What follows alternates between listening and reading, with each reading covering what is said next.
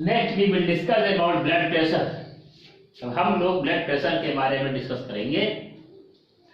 Blood pressure दो प्रकार का होता है। Blood pressure is of two types,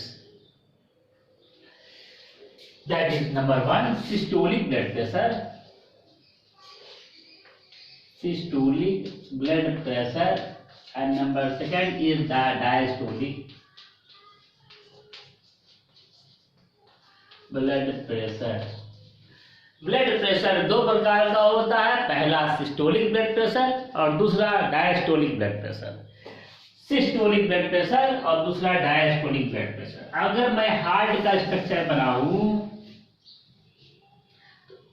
मैं जानता हूं कि हार्ट में 4 चैम्बर होते हैं, 2 auricles and 2 ventricles। This is the left auricle, left ventricle, this is the right auricle and right ventricle। मैं ये भी जानता हूं कि right ventricle से from blood is pumped to the body cells, blood is pumped to the body cells by the left ventricle। Left ventricle body को pump करता है बॉडी सेल के अंदर। Left ventricle pumps the blood, left ventricle pumps the blood to the body cell, body cell के अंदर pump करता है blood को।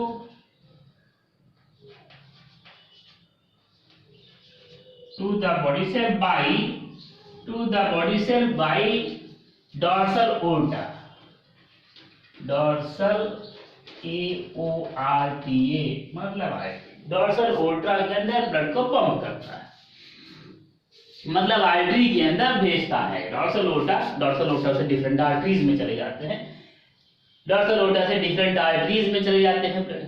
पहले यहाँ तो डॉर्सल ओर्टा में गया, dorsal aorta supplies blood to different parts of the body by different arteries. तो ये डॉर्सल ओर्टा के द्वारा सप्लाई करता है, dorsal aorta and different arteries के द्वारा ब्लड बॉडी सेल्स को ब्लड सप्लाई करता है। Left ventricle pumps the blood in the arteries through dorsal aorta. अब लेफ्ट वेंट्रिकल ब्लड को कैसे पंप करेगा? Left ventricle when undergo systole, left ventricle जब सिस्टोल हो जाएगा, सिकुड़ेगा, सांस से सिस्टोल, सांस से सिकुड़ना, सांस से सिस्टोल, सांस से सिकुड़ना। जब लेफ्ट वेंट्रिकल सिकुड़ जाएगा यानी सिस्टोल हो जाएगा, तब ब्लड पास हो जाएगा डॉर्सल ओर्टा में, आर्टरीज में चला जाएगा। तब ब्लड आर्टरीज में चला जाएगा। जब लेफ्ट वेंट्रिकल सिकुड़ेगा तो ब्लड आर्टरीज के अंदर चला जाएगा।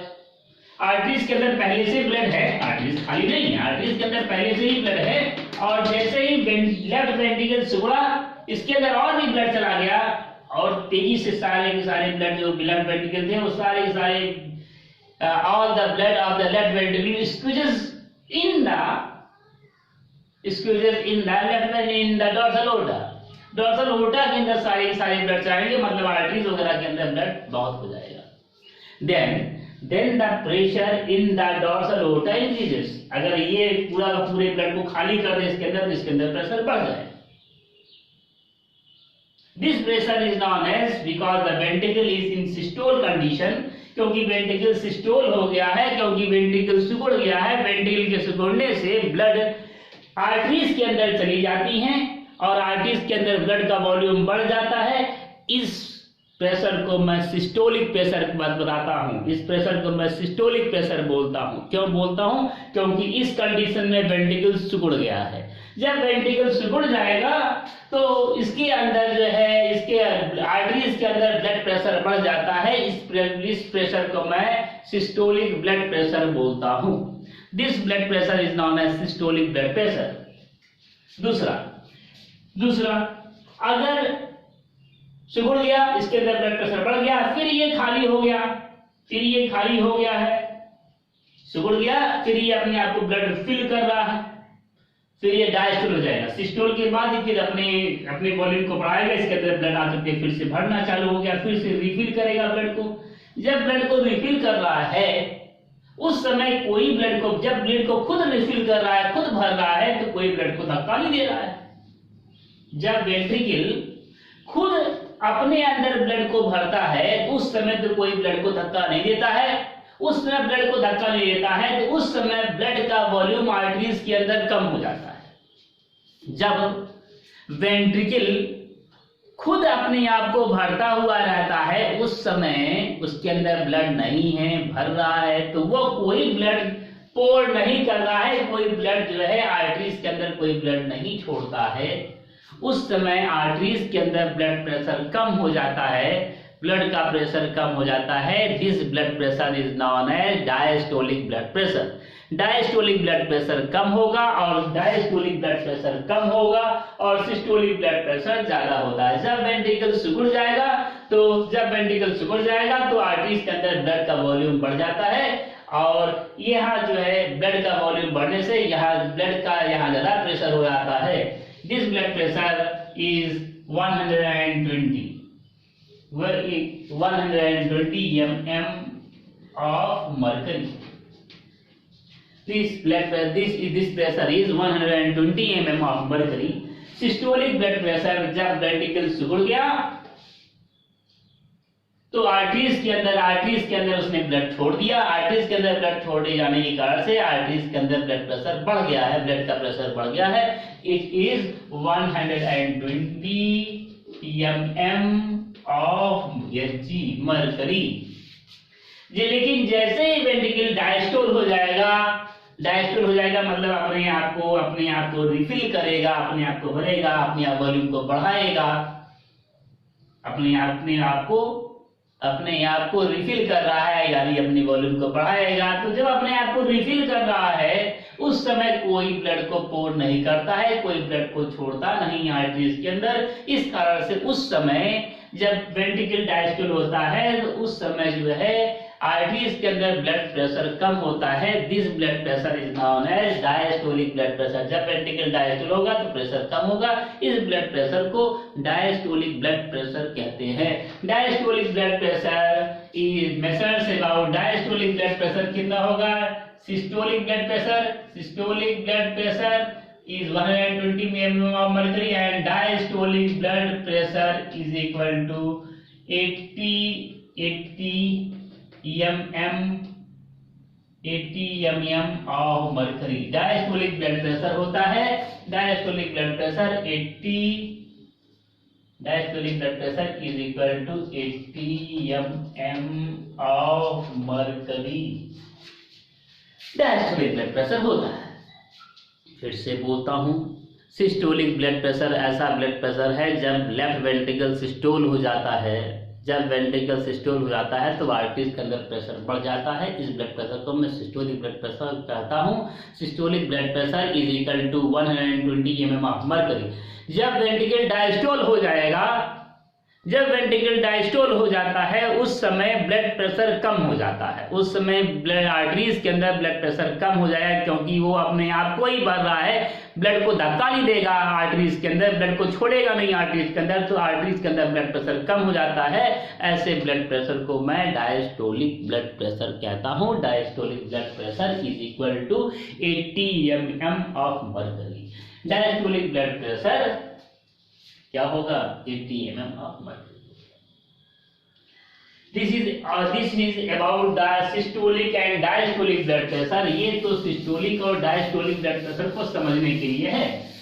Systolic and diastolic blood pressure मैं जैसे ही आर्टरीज के अंदर है, आर्टरीज के अंदर इसने धक्का दिया ब्लड को, तो arteries heart distributes blood and collects it by the help of 5 channels. Heart blood को डिस्ट्रीब्यूट करता है डिफरेंट बॉडी सेल को और उन डिफरेंट बॉडी सेल से फिर ब्लड को कलेक्ट करता है वापस by the help of 5 channels. In 5 channel की मदद से, वो चैनल है arterioles, capillaries, venules and veins.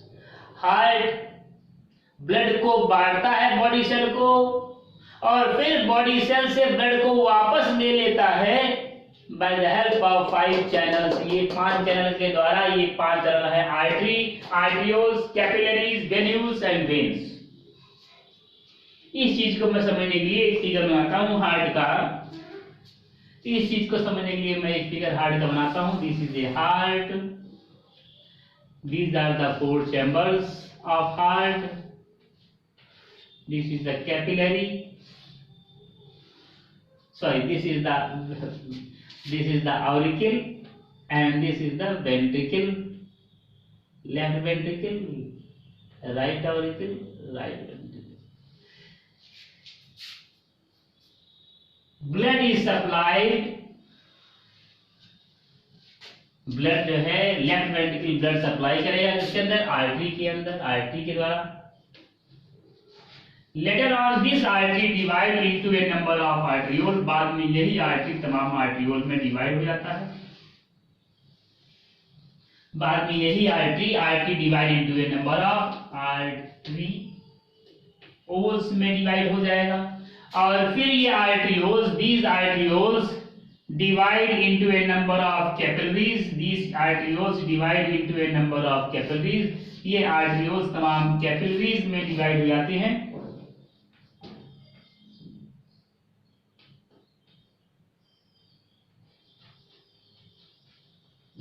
ये arterioles तमाम capillaries में divide हो जाते हैं और later on these capillaries unite, later on these capillaries unite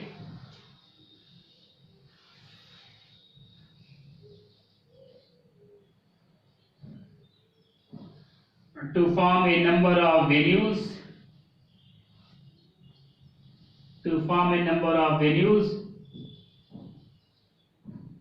बाद में यही कैपिलरीज जो है यूनाइट होकर के तमाम वेन्यूज का फॉर्मेशन करते हैं। वेन्यूज VENULES वेन्यूज का फॉर्मेशन करते हैं।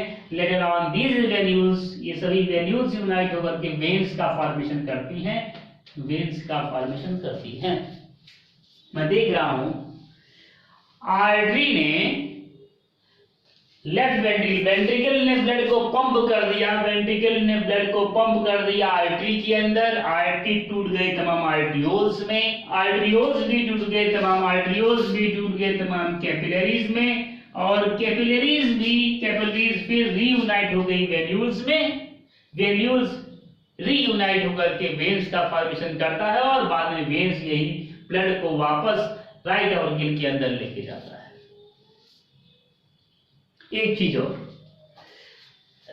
सपोज दिस इज ए चौक, यहां पर प्रेशर, ब्लड प्रेशर कहां ज्यादा होगा, यहां ज्यादा होगा, यहां ज्यादा होगा, यहां ज्यादा होगा, यहां ज्यादा होगा, यहां ज्यादा होगा, कहां पर ज्यादा होगा? मैं इस चीज को समझाने की कोशिश करता हूं। सपोज दिस इज ए चौक, इस चौक को मैं बड़ी तेजी से फेंक दिया, इस चौक को मैं बड़ी तेजी से फेंका। ये चौक यहां से जब निकला तो यहां पर जहां से निकलेगा, क्योंकि यहां पर मैं प्रेशर दे रहा हूं, यहां पर मैं प्रेशर दे रहा हूं, यहां पर इसकी स्पीड सबसे ज्यादा होगी, सुपर स्पीड होगी। और जैसे जैसे ये आगे जाएगी इसकी स्पीड कम हो जाएगी, और जैसे ये त्रिपाठी के पास पहुंची इसकी स्पीड खत्म हो गई और रुक गई। जहां पर इसको झटका लग रहा है, यहां से मैं प्रेशर दे रहा हूं, स्टार्टिंग यहां से मैं प्रेशर दे रहा हूं, यहां पर इसकी स्पीड ज्यादा, आगे कम हो गई, त्रिपाठी के पास जाकर भी खत्म हो गई। इसका मतलब ये हो गया, और आगे जाकर भी खत्म हो गई। इसका मतलब ये हो गया कि यहां पर भी यही होगी। यहां पर धक्का दे रहा है, लेफ्ट वेंट्रिकल धक्का जोर से दे रहा है, यहां पर आर्टरी के अंदर प्रेशर ज्यादा, वेन्यूज के अंदर, आर्टरियोल्स के अंदर प्रेशर कम। धीरे धीरे करके यहाँ पर प्रेशर सबसे कम, यहाँ पर प्रेशर कम हो जाएगा और फिर ब्लड यहाँ चला आएगा। ऐसा होना चाहिए। तो प्रेशर कहने का मतलब ये है हमारे कि प्रेशर सभी जगह एक जैसा नहीं होता है। आर्टरी के अंदर प्रेशर कुछ होगा, आर्टरियोल्स के अंदर प्रेशर कुछ होगा, कैपिलरीज के अंदर प्रेशर कुछ होगा, वेन्यूज के अंदर प्रेशर कुछ होगा, और वेन्स के अंदर भी कि प्रेशर कुछ होगा। सिस्टोलिक ब्लड प्रेशर अलग होगा, जब सिस्टोल हो जाएगा तो अलग प्रेशर होगा, जब डायस्टोल हो जाएगा तो प्रेशर अलग। सिस्टोलिक ब्लड प्रेशर ज्यादा होता है क्योंकि वेंट्रिकल सिकुड़ करके ब्लड को पंप करता है, वो धक्का मारने वाला कंडीशन होता है, उसमें ज्यादा प्रेशर रहेगा। और जब मैं धक्का नहीं मार देता हूं तो अपना प्रेशर कम हो जाएगा। धक्का नहीं मारा जा रहा है तो ब्लड इसके अंदर जा नहीं रहा है, इसके अंदर ब्लड प्रेशर कम होगा। इसके अंदर ब्लड ही नहीं जा रहा है तो इसके अंदर ब्लड प्रेशर कम होगा, जबकि ब्लड आगे बढ़ रहा है लेकिन जा नहीं रहा है तो ब्लड प्रेशर कम होगा। इस चीज को मैं समझाने के लिए एक मैं फिगर प्लॉट करता हूं, जैसे मैं बोल रहा हूं इस तरीके से, तो जैसे मैं बोल रहा हूं इस तरीके से, तो यहाँ पर सबसे ज्यादा प्रेशर होना चाहिए, यहाँ कम होना चाहिए, यहाँ कम होना चाहिए, यहाँ कम होना चाहिए, यहाँ सबसे कम होना चाहिए, लेकिन ऐसा होता नहीं है, ऐसा होता नहीं है। कैसा होगा मैं आपको बताता हूँ।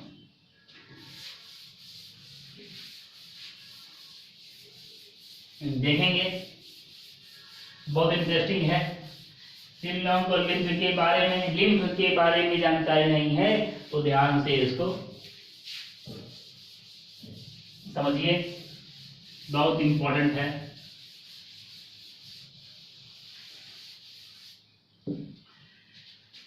This is a heart,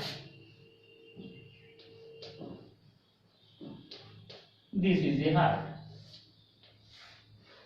heart से ब्लड गया, हार्ट से ब्लड गया आर्टरी में, हार्ट से ब्लड गया आर्टरी में, आर्टरी से ब्लड आया आर्टियोल में,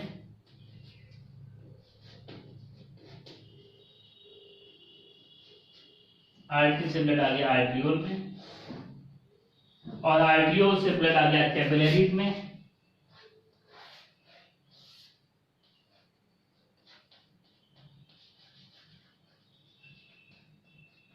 आर्टरी से ब्लड आ गया कैपिलरीज में, और कैपिलरीज से ब्लड आ गया वेन्यूल्स में, कैपिलरीज से ब्लड आ गया वेन्यूल्स में, और वेन्यूल्स से ब्लड आ गया, from venules blood comes in the veins,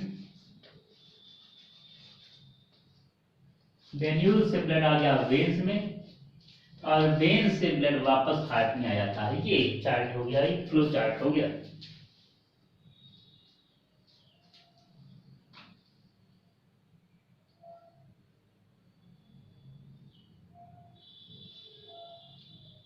arteries, heart से ब्लड आर्टरी के अंदर जाता है, आर्टरी से आर्टियोल में आता है, आर्टियोल से फिर कैपिलरीज में आएगा, कैपिलरीज से फिर वेन्यूल्स में आता है, और वेन्यूल्स से फिर वेन्स में जाता है, वेन्यूल्स में फिर वेन्स में जाता है, वेन्यूल्स से फिर वेन्स में, वेन्स से फिर वापस हार्ट में आता है।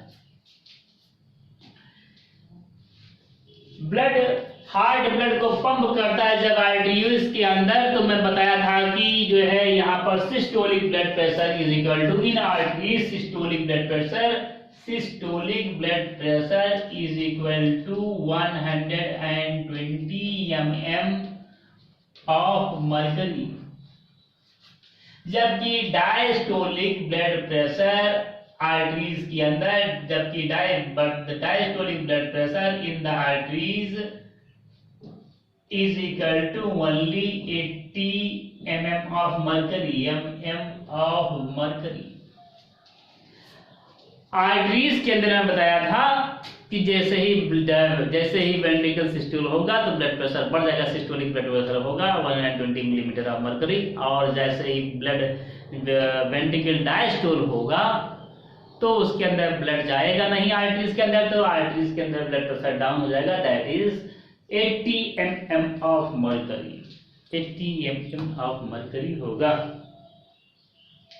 अब ब्लड जो है आर्टरी से आर्टरियोल्स के अंदर जाता है, ब्लड आर्टरी से आर्टरियोल्स के अंदर जाता है, और आर्टरियोल्स के अंदर अब blood pressure, systolic blood pressure is equal to 70 mm of mercury, arterioles के अंदर अब सिस्टोलिक ब्लड प्रेशर होता है 70 mm ऑफ मर्करी, आगे आप लिख लीजिएगा mm of mercury unit use कर लीजिएगा, and diastolic blood pressure is equal to 60 mm of mercury. Diastolic blood pressure 70 होगा, sorry systolic blood pressure 70 mm of mercury होगा, और diastolic blood pressure 60 mm of mercury होता है,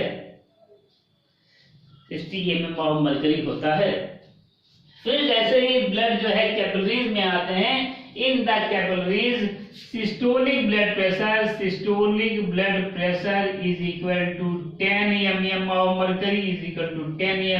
mercury and the diastolic blood pressure is equal to 0 mm of mercury. Systolic capillaries के अंदर systolic blood pressure 10 mm of mercury होता है और diastolic blood pressure कम होता है, बहुत कम, 0। डायस्टोलिक ब्लड प्रेशर बहुत कम, 0। इससे ज्यादा कम तो यहां हो नहीं सकता है, इससे ज्यादा कम तो यहां पर हो नहीं सकता है। तो यहां पर जो है वेन्यूज के अंदर ब्लड प्रेशर होता है systolic blood pressure is equal to 40 mm of mercury and diastolic blood pressure is equal to 30 mm of mercury। कुछ समझ में नहीं आ रहा होगा, यहाँ कम है तो यहाँ कौन सा हार्ट है कि यहाँ बढ़ गया प्रेशर, यहाँ कोई हार्ट है नहीं। यहाँ मैं इसलिए बता रहा हूं यहाँ पर कम हो जाता है, 2 फैक्टर है उसके पीछे, 2 फैक्टर उसके पीछे है। अभी मैं बताता हूं, मैं कंप्लीट कर जाऊं। वेन्यूज के अंदर वेन्यूज से जब वेन्स में जाएंगे तो वेन्स के अंदर सिस्टोलिक ब्लड प्रेशर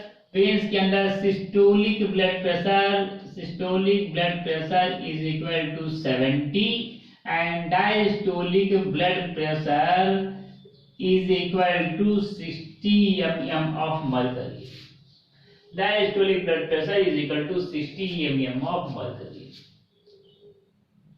मैं देख रहा हूं यहां पर कि यहां पर प्रेशर कम है और यहां पर प्रेशर ज्यादा है। यहां पर प्रेशर ज्यादा है तो ठीक है, इसने हार्ट ने धक्का दिया है, जोर से धक्का लगाया तो यहां पर प्रेशर ज्यादा, जैसे जैसे आगे बढ़ रहा वहां पर प्रेशर डाउन, यहां तक बात समझ में आ रही है। यहां पर प्रेशर 0 हो गया, ये समझ में नहीं आ रही। यहां पर प्रेशर बढ़ गया और भी नहीं समझ में आ रही बात, ऐसा कैसे हो सकता है। यहां पर प्रेशर 0 हो गया,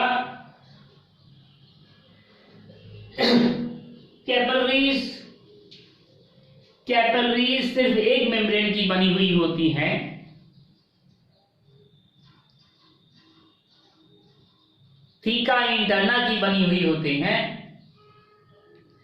और आर्टरीज और वेन्स तीन मेम्ब्रेन के बने होते हैं। उनके 3 बॉडी, उनकी जो वॉल होती है 3 मेम्ब्रेन स्ट्रक्चर की बनी हुई होती है, और इसकी जो वॉल होती है बस 1 मेम्ब्रेन स्ट्रक्चर की बनी हुई होती है। बस 1 मेम्ब्रेन कैपिलरीज में पाई जाती है उसके वॉल में, और आर्टरी और वेन्स के वॉल में 3 मेम्ब्रेन पाई जाती है। मतलब ये मोटी होती है, मजबूत होती है।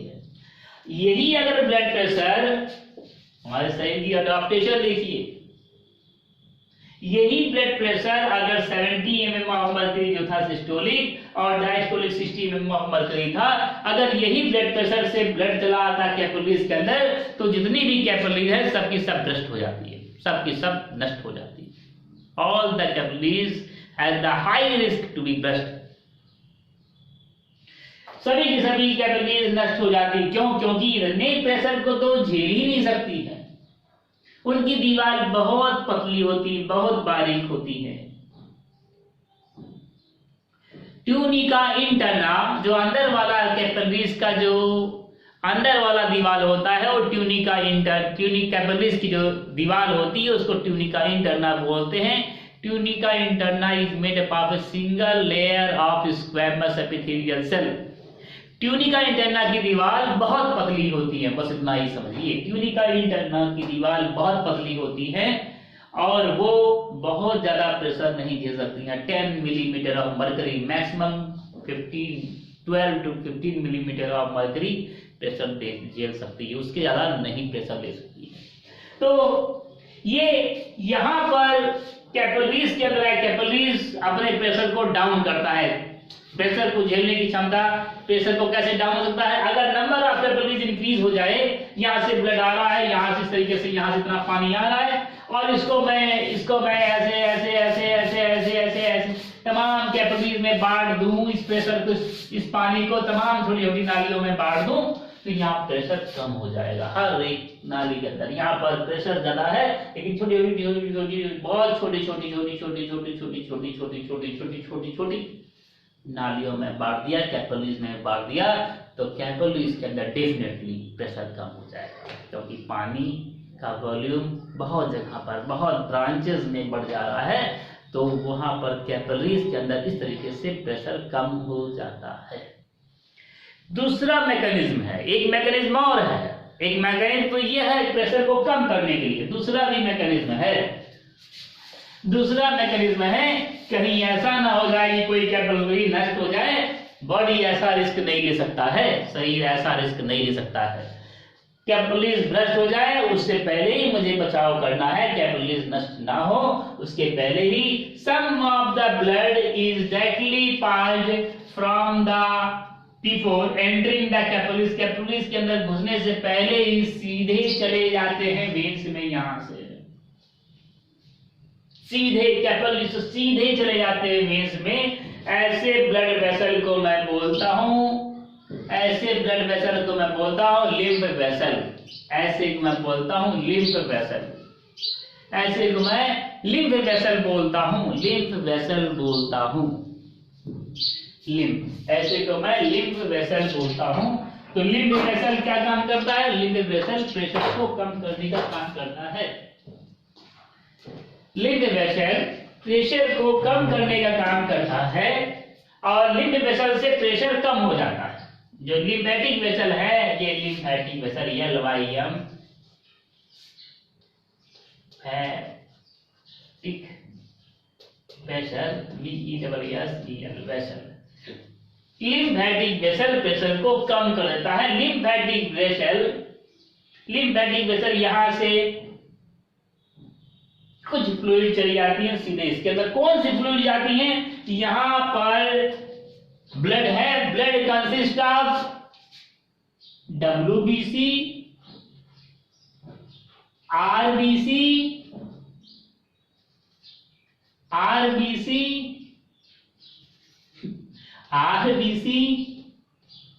and platelets।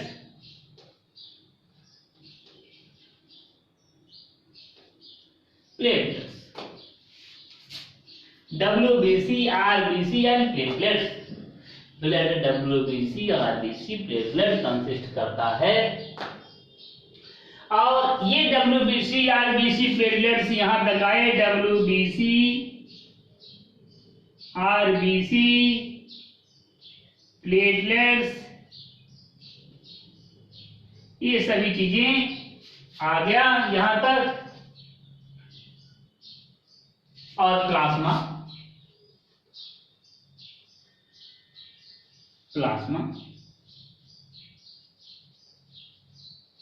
यहां तक आ गए। और इसके अंदर से WBC और कुछ प्लाज्मा फिल्टर होकर के चले जाते हैं लिम्फेटिक वेसल में। इसको मैं बोलता हूं, जो इसके अंदर फ्लूइड जा रहा है, लिम्फेटिक वेसल से जो फ्लूइड जाएगा, ऐसे फ्लूइड को मैं लिम्फ बोलता हूं, lymph, LYMPH, lymph. Lymph consist of WBC and plasma. WBC और प्लाज्मा कंसिस्ट करता है।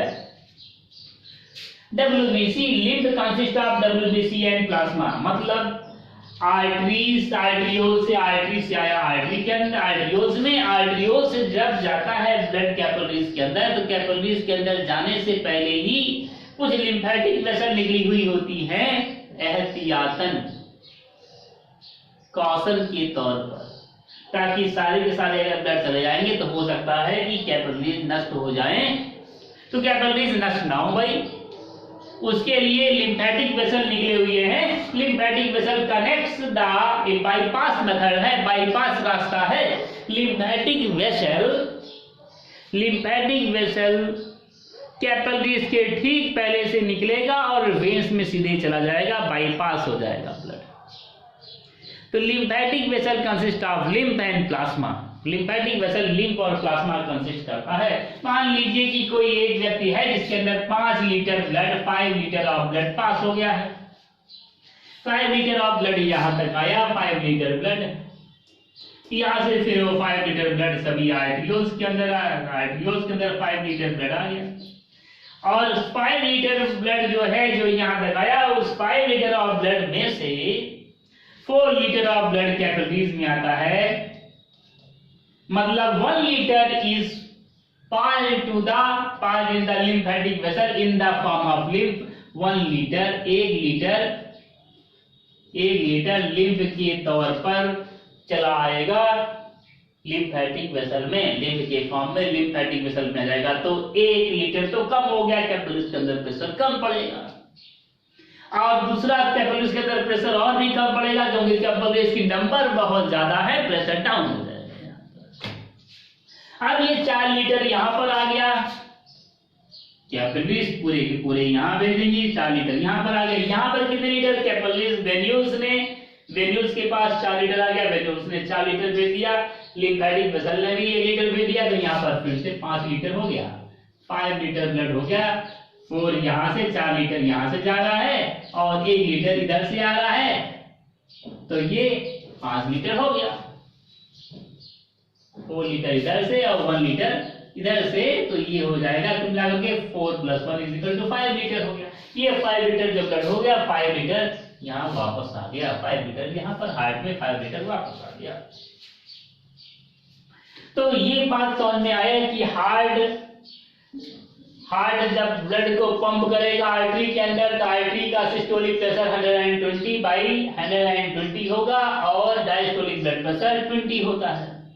पहली बात, जैसे ही आर्टरियोल से आर्टरियोल्स में जाएंगे तो आर्टरियोल्स के अंदर blood pressure, systolic blood pressure = 70 mm of mercury, while the diastolic blood pressure = only 60 mm of mercury। Diastolic blood pressure सिर्फ 60 mm of mercury होगा। और जब जैसे ही ब्लड आर्टरियोल से कैपिलरीज के अंदर आती हैं, आर्टरियोल से कैपिलरीज के अंदर आती हैं, तो कैपिलरीज के अंदर systolic blood pressure 10 mm of mercury हो जाता है, जबकि diastolic blood pressure 0 mm of mercury हो जाता है। ऐसा इसलिए है क्योंकि कैपिलरीज का नंबर बहुत ज्यादा है, कैपिलरीज आर एनॉर्मस और कैपिलरीज का नंबर बहुत ज्यादा है। दूसरा फैक्टर ये हो गया कैपिलरीज के अंदर ब्लड प्रेशर कम होने का कि कैपिलरीज से ठीक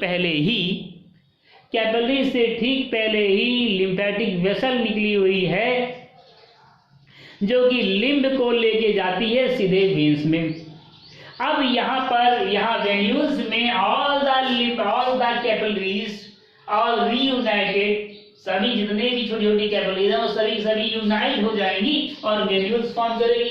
यूनाइट होने के बाद वेन्यूल्स जब फॉर्म करेगी तो यहाँ पर ज्यादा ब्लड आ जाएगा, यहाँ पर प्रेशर बढ़ जाएगा। यहाँ तो सब अलग अलग थे लेकिन यहाँ पर सब एक हो जा रहे हैं, सब यूनाइट हो जा रहे हैं, ऐसे यहाँ से सभी जगह से ब्लड एक ही जगह आ रहा है। कैपिलरीज यूनाइट होकर के वेन्यूल्स, तो यहाँ पर वेन्यूल्स में प्रेशर बढ़ जाएगा क्योंकि यहाँ अलग अलग थे, यहाँ पर प्रेशर कम, लेकिन किन जगह पे आ रहा है प्रेशर ज्यादा। वेन्यूल्स के अंदर systolic blood pressure = 40 mm of mercury and diastolic blood pressure = 30 mm of mercury। Similarly इसी तरीके से अगर वेन्यूल्स से तमाम वेन्यूल्स मिल करके तमाम वेन्यूल्स कलेक्ट हो जाएंगे, वेन्स में खुलेंगे और वेन्स में एक जगह से ब्लड आ रहा है, लिम्फ से वैसा ब्लड आ रहा है, तो यहाँ पर जो है ब्लड प्रेशर बढ़ जाएगा। In the venules blood pressure = 70 mm of mercury and the diastolic blood pressure only 60 mm of mercury। Diastolic blood pressure सिर्फ 60 mm of mercury होता है। डायस्टोलिक ब्लड प्रेशर सिर्फ 60 mm of mercury होता है। तो pressure क्यों बढ़ा? क्योंकि वेन्यूल्स जो हैं, प्रेशर इसलिए बढ़ रहा है क्योंकि जो वेन्यूल्स हैं, वेन्यूल्स ब्लड को कलेक्ट करके वेन्स में इकट्ठा कर रही हैं और जो है लिम्फेटिक वेसल भी वेन्स के अंदर ले जाकर के ब्लड को कलेक्ट करके इकट्ठा कर रही हैं। इस कारण से वेन्स के अंदर सिस्टोलिक और डायस्टोलिक दोनों ब्लड प्रेशर बढ़ गया। अब मैं बात करता हूं ratio of the systolic and diastolic blood pressure. The ratio of the systolic and diastolic blood pressure मैं यहाँ पर देख रहा हूँ 120 and 80।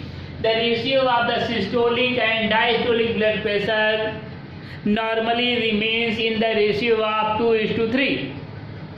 2:3 के रेशियो में सिस्टोलिक और डायस्टोलिक ब्लड प्रेशर होना चाहिए बॉडी के अंदर। मतलब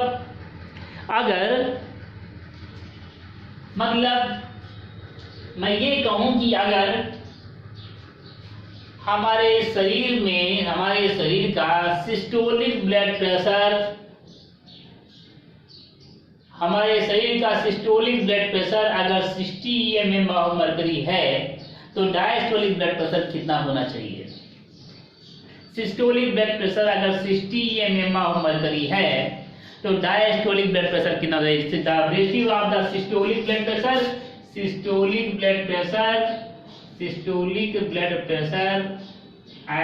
and the diastolic blood pressure is equal to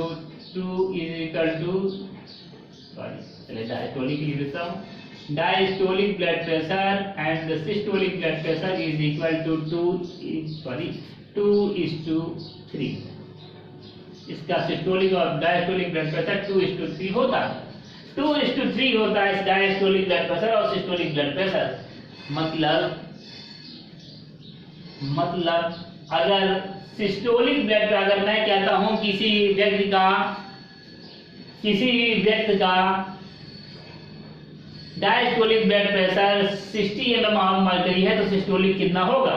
तो डायस्टोलिक ब्लड प्रेशर 2 है तो डायस्टोलिक ब्लड प्रेशर को 60 को मैं 2 से डिवाइड कर दूंगा तो आ जाएगा 30। 2 से डिवाइड कर दिया तो आ जाएगा 30। 2 से डिवाइड किया तो आ जाएगा 30 और 30 × 3 = 90 होना चाहिए।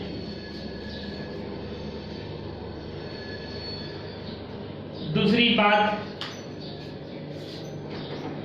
The difference between the systolic blood pressure and diastolic blood pressure, जो सिस्टोलिक ब्लड प्रेशर और डायस्टोलिक ब्लड प्रेशर के बीच में जो डिफरेंस होता है, ऐसे डिफरेंस को मैं जो सिस्टोलिक ब्लड प्रेशर और डायस्टोलिक ब्लड प्रेशर के बीच का डिफरेंस होता है उसको मैं पल्स प्रेशर भी कहता हूं।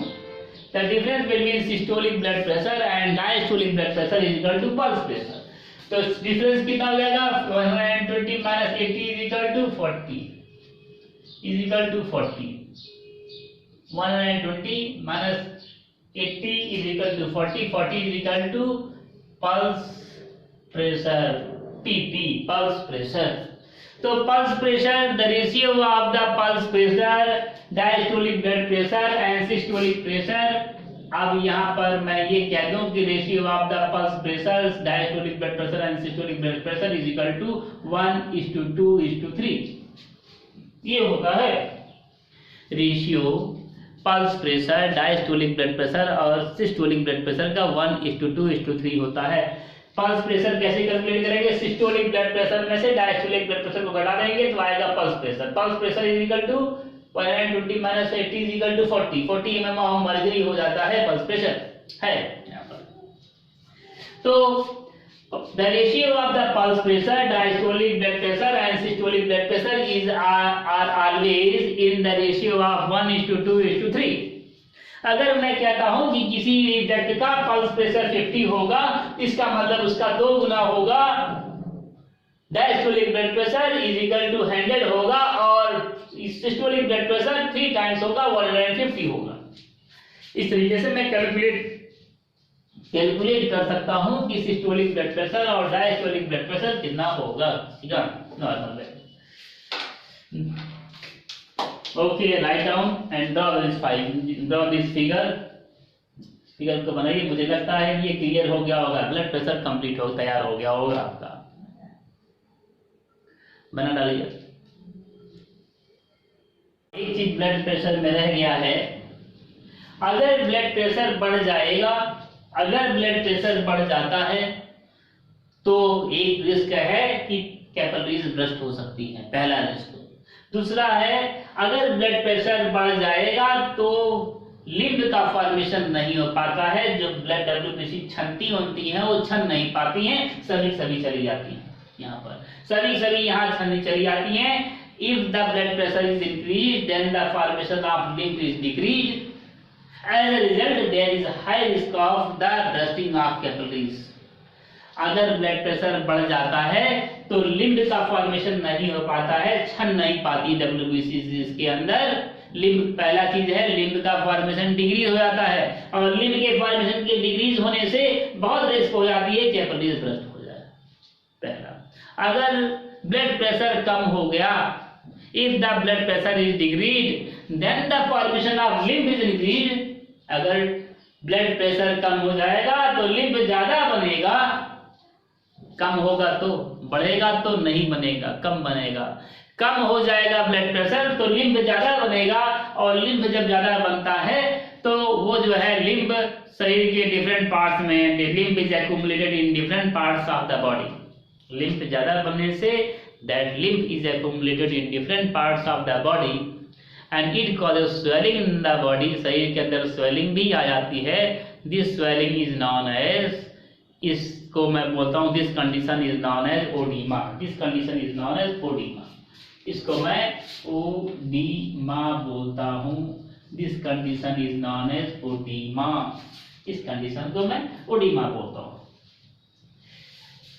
Operators used to measure blood pressure, वह ऑपरेटर्स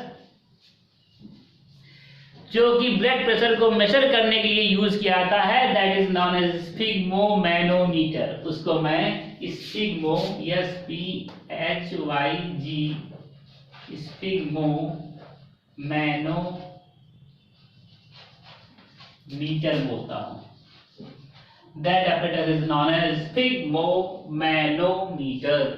वह ऑपरेटर्स जो कि ब्लड प्रेशर को मेजर करने के काम में लाया जाता है, that apparatus is known as sphygmomanometer. Sphygmomanometer. Okay, write down.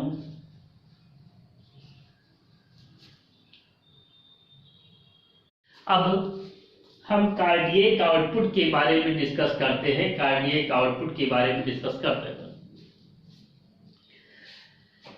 The release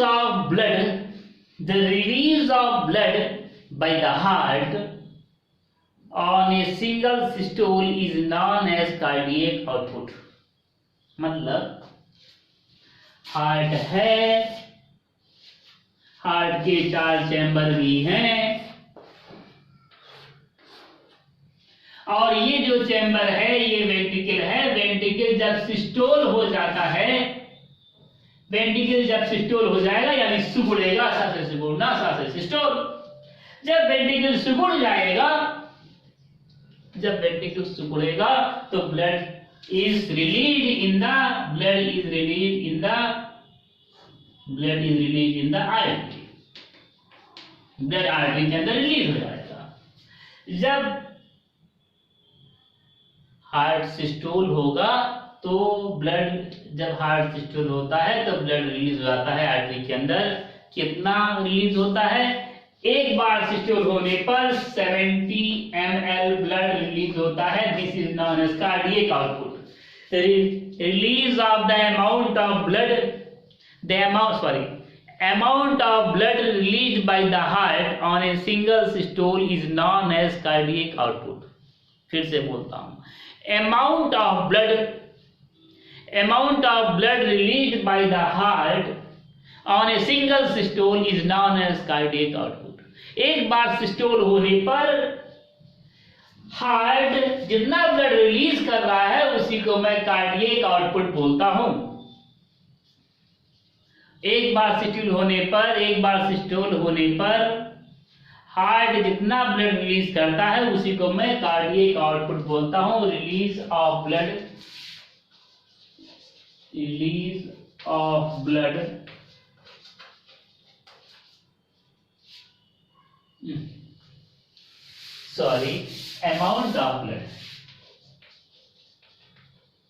amount of blood released by the heart on a single systole is known as cardiac output। known as cardiac output. Amount of blood released by the heart on a single systole is known as cardiac output. एक बार one heart beat में एक heart beat होगा तो 70 ml आएगा। एक minute में कितना हो जाएगा cardiac output per minute? Cardiac output per minute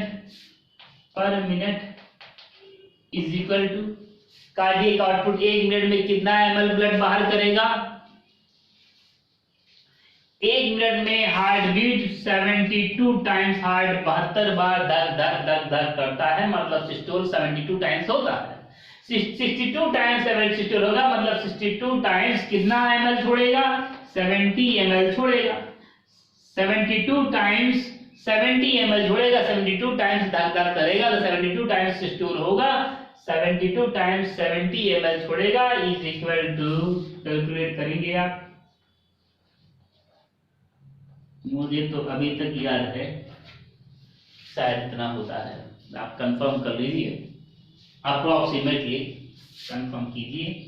approximately 5 litre. एक मिनट में हार्ट धक धक करके, हार्ट बीट सिस्टोल करके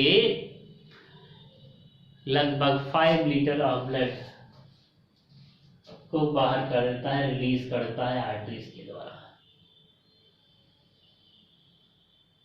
As the result of cardiac output, blood is passed to different body parts. Blood सभी बॉडी पार्ट्स में जाता है कार्डियक आउटपुट की मदद से। एक बीट में 70 ml ब्लड रिलीज होता है बॉडी में, और इसी को कार्डियक आउटपुट बोलते हैं। कार्डियक आउटपुट की वजह से ही ब्लड जो है डिफरेंट बॉडी सेल्स में जाता है। सबसे ज़्यादा ब्लड कौन से पार्ट में जाता है? यू माइट बी गेसिंग, किडनी या फिर हार्ट या फिर एलिमेंट्री कैनाल, कहाँ पर होता है बताइए? बहुत ऊंचा सवाल पूछ लिया हूं क्या? Blood is pass to alimentary canal. Elementary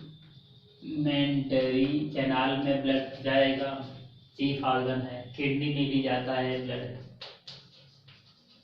जहां ज्यादा ब्लड जाता है मैं उसके बारे में डिस्कस कर रहा हूँ। किडनी में जाता है, ब्रेन में भी ब्लड जाएगा। सबसे ज्यादा ब्लड कहाँ जाएगा भाई? हार्ट में भी जाएगा। यहाँ तो सबसे ज्यादा ब्लड जाता है। अदर बॉडी पार्ट्स भी हैं, अदर बॉडी पार्ट्स में भी जाता है। एलिमेंट्री कैनाल, सिर्फ एलिमेंट्री कैनाल में ही 25% ब्लड एक्यूमुलेट होता है। सिर्फ एलिमेंट्री कैनाल में ही 25% ब्लड एक्यूमुलेट होता है। किडनी में 20% ब्लड एक्यूमुलेट होता है। इन kidney about 20% of blood is found. In brain about 15% of blood is found. In heart about 10% blood is found, and other parts, बहुत सारे पार्ट ऐसे हैं जो मैं नहीं लिखा हूँ, उन सभी को मिलाकर के 30% ब्लड उन सभी पार्ट्स में पाया जाता है। 30%। सबसे ज्यादा ब्लड एलिमेंट्री कैनाल में, एलिमेंट्री कैनाल, सबसे ज्यादा ब्लड एलिमेंट्री कैनाल में पाया जाता है। अबाउट 25%।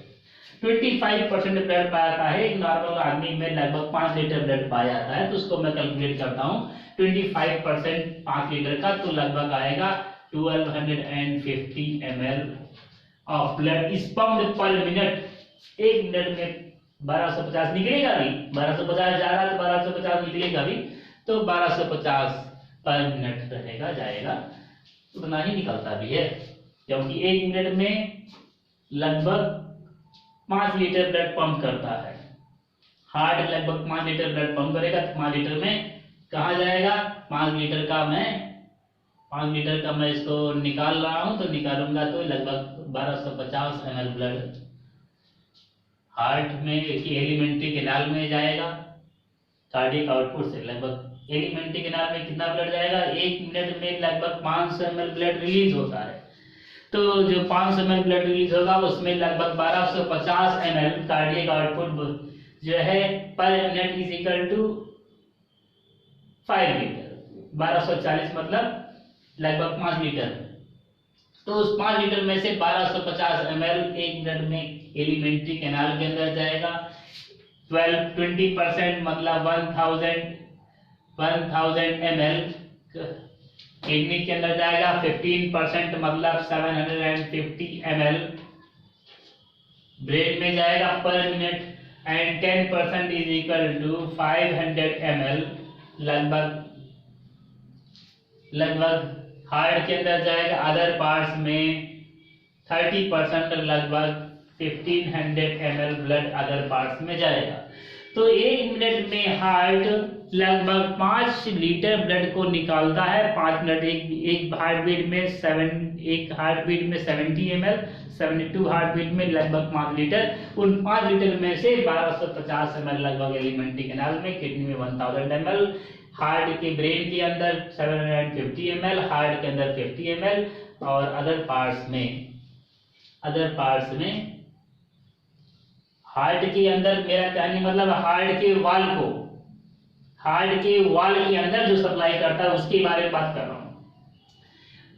और अदर बॉडी पार्ट्स को 1500 ml। This is very important information, write down. अब हम लोग हार्ट वाल की ओपनिंग और क्लोजिंग के ऊपर बात करेंगे। We will discuss about the opening and closing of heart valves. Heart valves are of 2 types. हमारे हार्ट में वाल्व्स 2 प्रकार के होते हैं। That is number 1 the cuspid valves, CVSPID, cuspid valves, and number second is the semi-lunar valve. Semi मतलब आधा, lunar मतलब चांद के आकार के होते हैं, लूनर मतलब चांद। वाल्व्स आधे चांद के आकार के होते हैं, इसलिए इसको सेमी लूनर वाल्व्स बोलते हैं।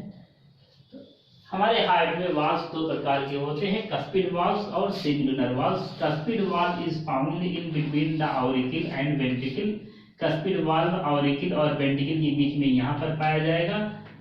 और semi valve is found, semi valve cuspid valve यहाँ पर पाया जाएगा, कस्पिड वाल्व। और semi valve is found at the aorta and at the pulmonary artery. तो cuspid valve and semi lunar valve यहाँ पर पाया जाता है। सेमी लूनर वाल्व यहाँ पर पाया जाता है। This is the place of semi lunar valve. ये सेमी लूनर वाल्व का जगह है, ये कस्पिड वाल्व का जगह है, कस्पिड वाल्व का जगह है। तो सेमी लूनर वाल्व हमारे शरीर में, हमारे हार्ट के अंदर 2 प्रकार के वाल्व पाते हैं, कस्पिड वाल्व और semi lunar valve. Cuspid valve is found in between auricle and ventricle, और semi lunar valve is found between the ventricle and the dorsal aorta. Dorsal aorta और वेंट्रिकल के बीच में पाया जाता है। It is also found in between the ventricle and the pulmonary artery. Semi valve पाया जाता है। तो हार्ट वाल्व्स के बारे में बात हो गया। ओपनिंग एंड क्लोजिंग के बारे में बात करते हैं। हार्ट वाल्व 2 तरीके से होते हैं, कस्पिड वाल्व और semi lunar valve. Heart valve के बारे में बात हो गया, इनके ओपनिंग एंड क्लोजिंग के बारे में बात करते हैं। सबसे पहले ओपनिंग के बारे में, valve always opens in the direction of less pressure। Valve उसी डायरेक्शन में खुलता है जिधर प्रेशर कम होता है। अगर प्रेशर ज्यादा उधर है तो वाल्व नहीं खुलेगा। जैसे कि एग्जांपल, एक टायर है और टायर के अंदर एक वाल्व लगा हुआ है। टायर के अंदर हवा भरा हुआ है, हवा है इसके अंदर, अच्छे से हवा है इसके अंदर, अच्छे से हवा, खूब अच्छे से हवा भरा हुआ है इस टायर के अंदर, खूब अच्छे से हवा भरा हुआ है। इसका वाल्व है और इसका वाल्व इधर से, क्योंकि हवा इनमें ज्यादा है इसलिए इसका वाल्व इधर से चपका हुआ है, एकदम से चपका हुआ है। इसका वाल्व इधर से इसकी रूफ से चपका हुआ है, क्योंकि प्रेशर इतना ज्यादा है कि एकदम से बच्चा बन गया है, प्रेशर बहुत ज्यादा है। मैं यहाँ पर एक प्रेशर मशीन से इसके अंदर हवा को डालने की कोशिश करता हूँ। इस प्रेशर मशीन के अंदर बहुत ज्यादा प्रेशर है, प्रेशर मशीन है, इस प्रेशर मशीन के अंदर बहुत ज्यादा प्रेशर है। और जब इस प्रेशर मशीन को लगाता हूँ, प्रेशर मशीन को, वाल्व तो बंद है, वाल्व खुला नहीं, वाल्व खुलता तो एयर बाहर चलाता, वाल्व नहीं खुला है, वाल्व बंद है। अगर इस प्रेशर मशीन के अंदर बहुत ज्यादा प्रेशर होगा तो ये वाल्व खुल जाएगा, ये वाल्व खुल जाएगा और इसके अंदर और एयर चला जाएगा। अगर इस प्रेशर मशीन के अंदर प्रेशर नहीं है, हवा मुंह से मैं फूंकूंगा तो ये प्रेशर कम है, ये प्रेशर ज्यादा है, वाल्व नहीं खुलेगा। वाल्व तभी खुलेगा जब मैं कोई इंस्ट्रूमेंट लगाऊंगा और ज्यादा प्रेशर दूंगा। मैं पंप लगा करके इसको धक्का दे करके किया, पंप लगाया धक्का दिया, पंप लगाया धक्का दिया, धक्का दे रहा हूं, प्रेशर ज्यादा क्रिएट कर रहा हूं, तभी वाल्व खुलेगा। वाल्व हमेशा उस डायरेक्शन में खुलेगा जिधर प्रेशर कम होगा। इधर पंप लगाया प्रेशर ज्यादा, अंदर प्रेशर कम, वाल्व खुल जाएगा। Valve always opens in the direction where the pressure is less. Valve हमेशा उस डायरेक्शन में खुलता है जहां पर प्रेशर कम होता है। अगर जो है जो पंप से मैं प्रेशर पुश कर रहा हूं, अगर प्रेशर इसके अंदर नहीं होगा तो वाल्व नहीं खुलेगा। अगर इसके अंदर खूब प्रेशर होगा, प्रेशर खूब होगा तो वाल्व खुल जाएगा, वाल्व खुलेगा, पक्का खुलेगा। Because valve always opens in the less pressure area. Similarly अगर मैं इसी चीज को रिपीट करता हूं, अगर ऑरिजिन के अंदर ज्यादा प्रेशर और वेंट्रिकल के अंदर कम प्रेशर तो कस्पिड वाल्व खुल जाएगा। अगर ऑरिजिन के अंदर ज्यादा प्रेशर होगा और वेंट्रिकल के अंदर कम प्रेशर होगा तो वाल्व खुल जाएगा। अगर वेंट्रिकल के अंदर ज्यादा प्रेशर होगा और ऑरिजिन के अंदर कम प्रेशर होगा तो वाल्व बंद हो जाएगा। अगर साइकिल के अंदर उसके अंदर ज्यादा प्रेशर और मैं पंप से प्रेशर ही ना लगा पाऊं तो वाल्व बंद रहेगा, वाल्व नहीं खुलेगा। अगर ऑरिकल के अंदर ज्यादा प्रेशर और वेंट्रिकल के अंदर कम प्रेशर रहेगा तो वाल्व खुल जाएगा। मतलब अगर पंप के अंदर ज्यादा प्रेशर और टायर के अंदर कम प्रेशर तो वाल्व खुल जाएगा। और अगर वेंट्रिकल के अंदर ज्यादा प्रेशर होगा और ऑरिकल के अंदर कम प्रेशर होगा, मतलब टायर के अंदर ज्यादा प्रेशर होगा और पंप के अंदर प्रेशर ही नहीं बिल्ड कर पाया, कहीं से लीक हो रहा है, प्रेशर नहीं बिल्ड कर पा रहा है, तो वाल्व बंद ही रहेगा, वाल्व नहीं खुलेगा। Valve always opens in the region of less pressure. If the pressure is more in auricle then the ventricle then the valve opens. दूसरा point, if the pressure is more in ventricle than the auricle then the valve is closed। अगर auricle के अंदर ज्यादा pressure होगा, ventricle के अंदर कम pressure होगा तो वाल्व खुल जाएगा। अगर वेंट्रिकल के अंदर ज्यादा प्रेशर होगा, ऑरिकल के अंदर कम प्रेशर होगा तो वाल्व बंद हो जाएगा, वाल्व नहीं खुलेगा, कस्पिड वाल्व नहीं खुलेगा। Similarly if the pressure is more in ventricle then the dorsal aorta, अगर वेंट्रिकल के अंदर ज्यादा प्रेशर होगा और डॉर्सल ओर्टा के अंदर प्रेशर कम होगा तो वाल्व सेमिल्यूनर वाल्व खुल जाएगा डॉर्सल ओर्टा की तरफ। इफ द प्रेशर, अब रिवर्स करता हूं, if the pressure is more in dorsal aorta then the semilunar then the ventricle, ventricle से ज्यादा अगर प्रेशर डॉर्सल ओर्टा में होगा then the valve will remain close, semilunar valve will remain close. Semilunar valve तभी खुलेगा जब ventricle के अंदर ज्यादा प्रेशर होगा तो सेमिल्यूनर वाल्व तभी खुलेगा, तब सेमिल्यूनर वाल्व खुल जाएगा। अगर वेंट्रिकल के अंदर प्रेशर कम, इधर प्रेशर ज्यादा होगा तो सेमिल्यूनर वाल्व बंद हो जाएगा। मैं क्लोजिंग और ओपनिंग ऑफ वाल्व तो कंप्लीट कर दिया। अब हार्ट साउंड के बारे में। Opening of valve do not make a voice. अगर कोई भी वाल्व खुलता है तो कोई आवाज नहीं होती है, but the closing of valve makes a voice. किसी से दोस्ती हो गई कोई जान नहीं पाता है, दोस्ती हो गई तो हो गई। लेकिन अगर किसी से बिगाड़ हो गया, लड़ाई हो गई, तो पूरी दुनिया जान जाती है कि उससे लड़ाई हो गई, हल्ला होता है, आवाज होती है। आवाज जब दोस्ती होती तो नहीं होती है, दोस्ती बिगड़ जाती तो आवाज होती है। इसी तरीके से वाल्व जब खुलता है तो कोई आवाज नहीं होती है, और जब जैसे ही वाल्व बंद होता है तो then it makes a voice. मैं एक बार फिर से रिपीट करता हूं, opening and opening of valve depends on the pressure. Opening and closing of valve depends on pressure. Valve always opens in the less pressure area. Valve हमेशा less pressure area की तरफ खुलता है. If the pressure is more in auricle then the ventricle, then the valve is open. If the pressure is more in ventricle then the auricle, then the valve is closed.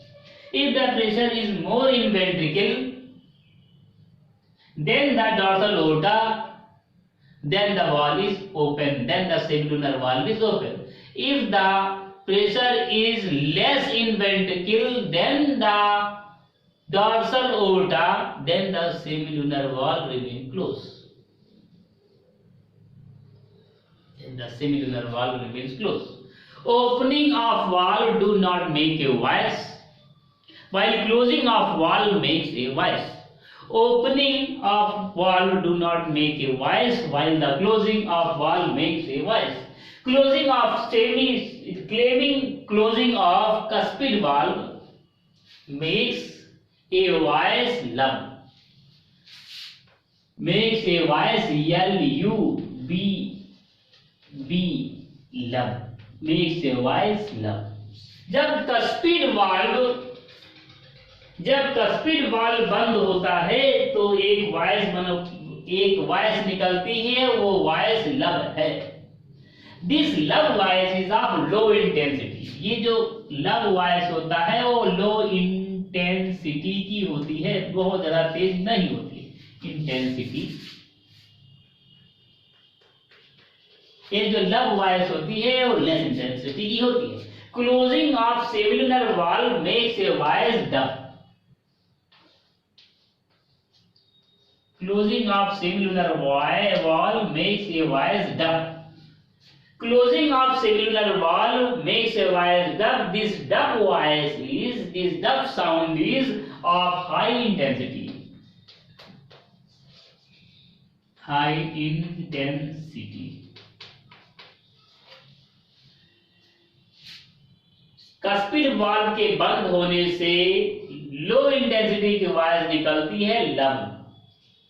लब से आवाज निकलती है, लब आवाज निकलती है, और सेमिलुनर वाल्व के बंद होने से डब आवाज निकलती है। ये जो डब आवाज होती है ये तेज होती है, हाई इंटेंसिटी की होती है। ऐसा क्यों है? ये लो इंटेंसिटी की, हाई इंटेंसिटी की। The pressure difference between the auricle and ventricle is less, hence the voice of the cuspid valve is of less intensity. फिर से बोलता हूं, the pressure difference between auricle and ventricle is less, hence the voice sound produced by the closing of cuspid valve lub is of less intensity, while the pressure difference between ventricle and dorsal aorta is high is more. इसके अंदर pressure difference ज्यादा है तो बंद होने पे आवाज भी ज्यादा होगी।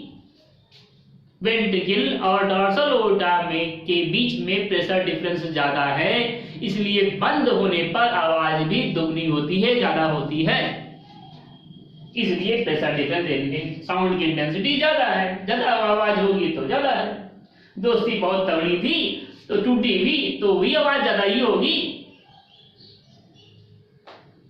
तो डब आवाज निकलेगी। Hard sound can be heard by an instrument known as stethoscope.